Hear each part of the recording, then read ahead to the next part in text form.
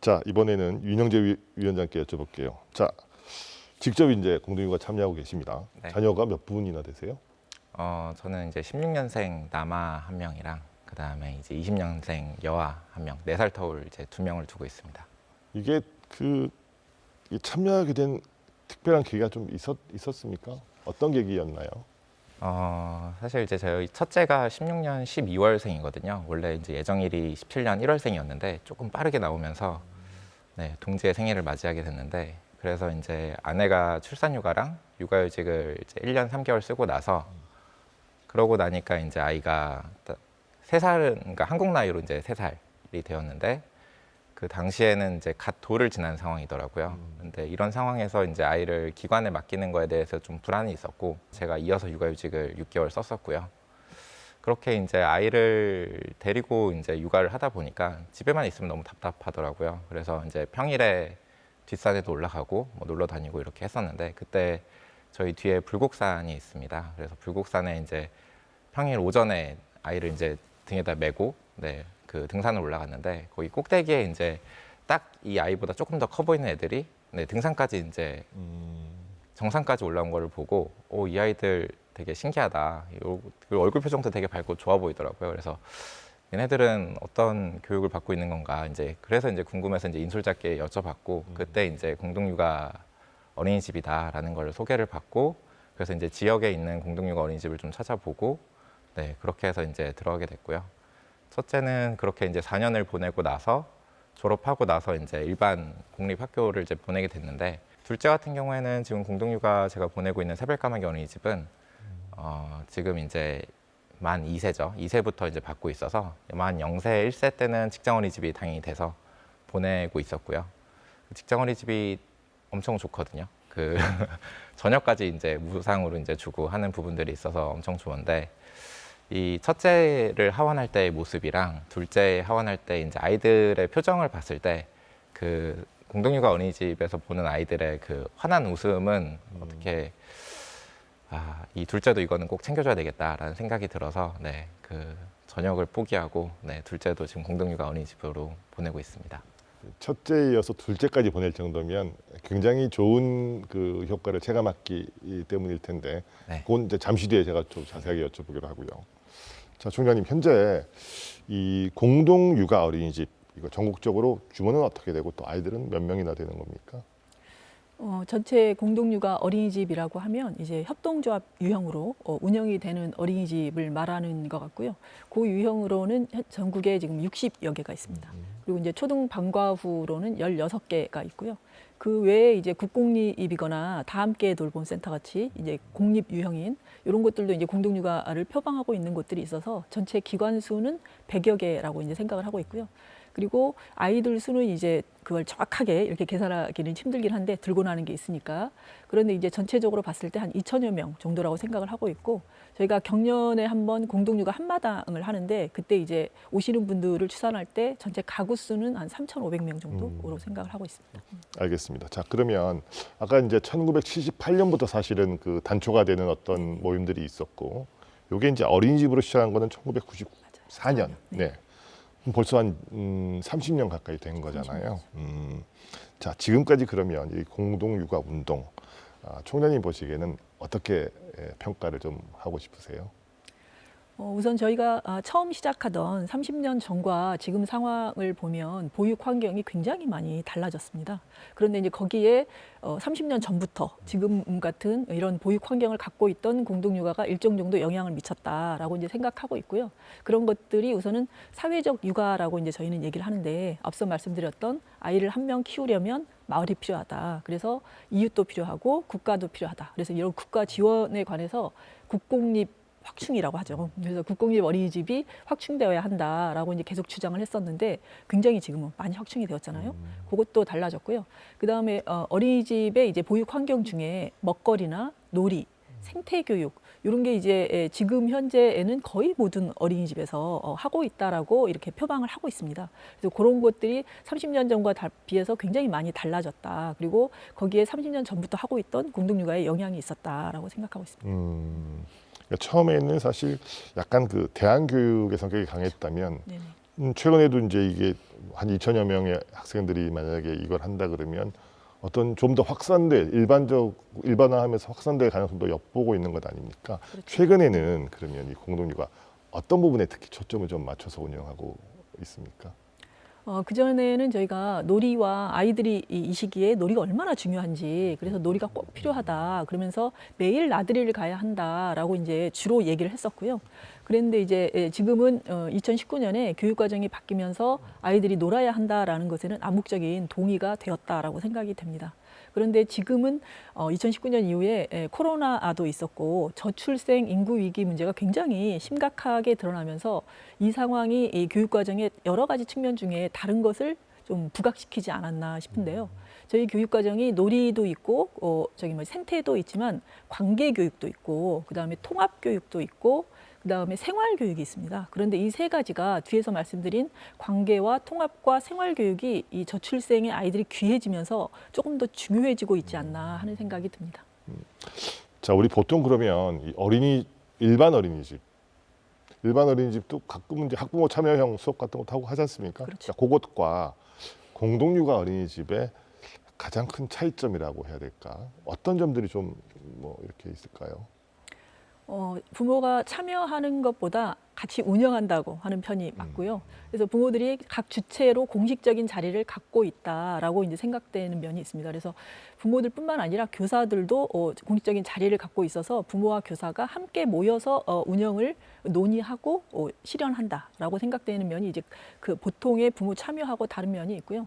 앞에 말씀드린 이제 통합교육이나 생활교육도 그래서 가능하지 않나 싶습니다. 그래서 통합교육이라고 하면 시간도 통합하고 공간도 통합하고 그래서 아이들이 시간에 구애 없이 그다음에 공간에 구애 없이 생활한다라는 얘기거든요. 그리고 연령도 넘나들면서 교육을 가능하게 하는 이런 구조가 되지 않았나 싶습니다. 그렇군요. 자, 유영재 위원장님, 네. 앞서 말씀하셨듯이 이제 일반 어린이집도 보내보고, 네. 그다음에 공동육아 어린이집도 보내보셨어요. 자, 어떤 차이가 구체적으로 좀 있던가요? 일단 제가 크게 느낀 점은 일반 어린이집은 제가 이제 서비스 기관에 보낸다라는 느낌이 좀 강했습니다. 그러니까 교사가 이제 부모들을 대하는 태도나 이런 것들이 이제 서비스 기관에 이제 아이를 맡긴다라는 느낌이었다라고 한다면 공동육아 어린이집은 이제 서비스 기관이라기보다는 교사랑 이제 부모랑 아이를 같이 키운다라는 느낌이 좀 더 강하게 드는 것 같고요. 특히나 이제 그런 부분들이 뭐 조금 이따 얘기할 수도 있는 이제 뭐 방모임이나 아니면 이제 운영위 회의 이런 거에도 이제 교사분들이 같이 참여를 하시고 이제 아이를 어떻게 키우는 것이 더 좋은 방향일까 이런 것들을 계속 끊임없이 고민한다는 점에서 부모도 큰 축을 이룬다라는 점에서 되게 큰 차이가 있다라고 느껴지고요. 아이 입장에서도 좀 차이가 많은 것 같은데요. 일단 나들이를 매일같이 나가다 보니까 그 자연에서 배우는 것들이 되게 크다고 느껴지고요. 특히나 이제 아이들 같은 경우는 또 통합보육을 하다 보니까 요즘에는 아이가 이제 한 명인 경우가 많으니까 그런 경우에 이제 형, 동생, 네, 이 사이에서 이제 내가 이제 이끄는 것도 경험을 하고 따르는 것도 경험을 하고 이런 관계들 맺음 속에서 이제 아이가 커가는 것들을 보는 게 되게 크다라고 느껴지고요. 그리고 선생님들이 이제 아이들을 대하는 태도도 조금 다르다고 볼 수 있는데요. 이게 부모와 이제 선생님들 간의 신뢰가 쌓이다 보니까 이런 갈등 상황을 일반 어린이집에서는 좀 만들지 않으려고 하는 게 있는 것 같은데 공동육아 어린이집에서는 아이들이 갈등도 겪어보고 그걸 이제 스스로 해결하는 힘도 좀 필요하다라는 입장으로 바라보고 있고요. 그래서 이제 갈등 상황이 있을 때 아이들이 이제 이걸 어떻게 해결해야 되는지 이런 것들도 좀 가이드를 주고 그다음에 이제 아이들끼리 해결하는 것도 연습도 하고 이런 모습들을 보면서 아이들이 좀 튼튼하게 잘 자라고 있구나라는 경험을 좀 하고 있습니다. 그 보통 학교나 어린이집 운영위원장이면 되게 높은 자리 아닙니까? 이게 학부모님들 사실은 이제 대표신데 네. 운영위원장이면 이제 여러 부분을 많이 관여하실 거잖아요. 어떤 일을 하는 거예요? 저희가 이제 부모들이 주체가 돼서 운영을 하다 보니까 매달 운영위라는 거를 주최를 하고 있고요. 네, 그때 이제 운영위 회의를 주관하는 역할을 하고 있습니다. 사실 이제 그것만 다를 뿐이지 일반 부모랑 동일한 역할을 하고 있고요. 그리고 저희가 조합으로 운영이 되고 있기 때문에 이 기간 동안 한 번은 졸업하기 전에 이제 운영위원장을 하던가 아니면 분과장을 해야 되는 네, 의무가 있습니다. 그래서 이제 그거에 이제 기반해서 제가 운영위원장을 하고 있는 것이지 뭔가 추가로 뭐 많은 일을 하고 있다라는 거는 아니라고 생각을 합니다. 알겠습니다. 자, 전두리 총장님, 우선 이 공동육아 어린이집 굉장히 좀 독특한 문화가 있다고 들었습니다. 별명 문화가 있다고 들었거든요. 네네. 아니 그러면 총장님도 이제 공동육아 통해서 애를 키우셨으면 별명이 있었습니까? 네, 있죠. 지금도 쓰고 있는 별명이 있습니다. 뭡니까? 저희 집이 산 아래에 있어서요. 광교산 아래에 있다고 해서 저희 별명은 산 아래입니다. 아주 아주 즉흥적이고 그냥 딱 직관적이네요. 네.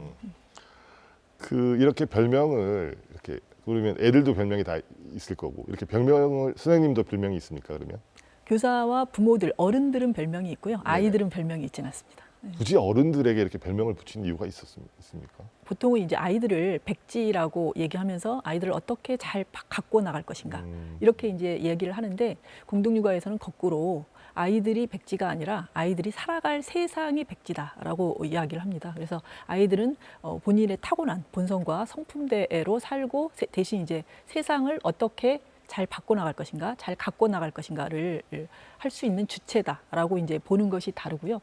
그렇기 때문에 아이들과의 관계도 어른들하고 좀 더 수평적으로 만났으면 좋겠다라는 생각이 있어서 이제 별명을 쓰게 되었고 평어로 그러니까 이제 보통 반말이라고들 얘기를 하시는데 좀 더 편한 언어인 거죠. 함부로 대하는 언어는 아닌 평어로 대화를 하는 것을 그러니까 기본으로 했습니다.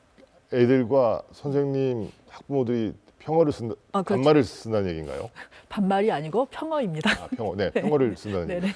이게 네. 수업 중이든 언제든 평어를 씁니까? 네, 그렇죠. 네. 그거는 근데 반발도 좀 심할 것 같거든요. 어떤가요?